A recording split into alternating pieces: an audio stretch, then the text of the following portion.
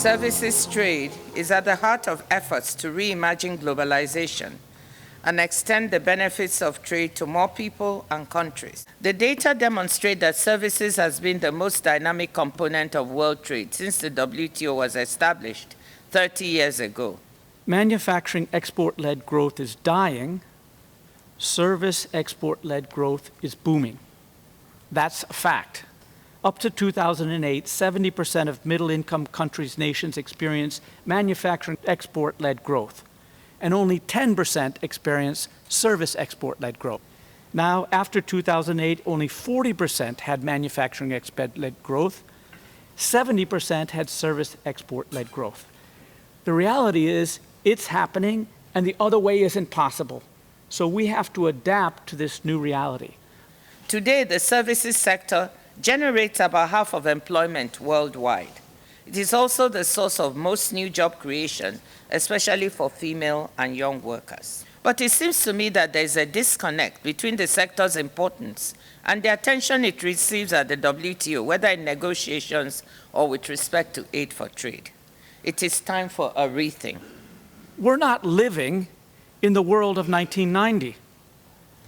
Things have changed. The opportunities for trade and development have changed.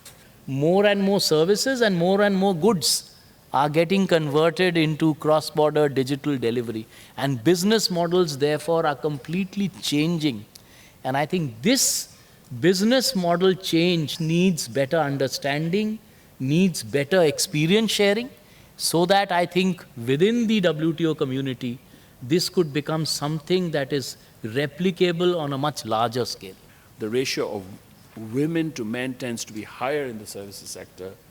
But what you also find is that the advantages for women actually grow as the level of development increases, and is large part because the services sector modernizes, becomes more productive, becomes more efficient. It's driving demand for educated workers, right? So close to 40% of formal digital workers in East Asia have a university degree or higher, and that is double the rate for workers in other sectors. One of the issues that's particularly critical for services is the skilling and the huge reskilling and upscaling that's required simply to stay up with technology. And if developing countries are not able to do this, then they are going to slide down that ladder.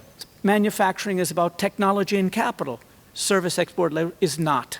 It's about training. So we have to stop thinking that service-led export development is somehow secondary to manufacturing and start saying this is the way it is going to happen, and then start to see how we should do about it. The World Bank and the WTO have identified a broad dimension of an aid for trade initiative in services to help overcome these challenges, unlock the benefits of services trade, and take best advantage of the guarantees that are already offered under the GATS agreement. Service is a bigger and bigger part of economic activity.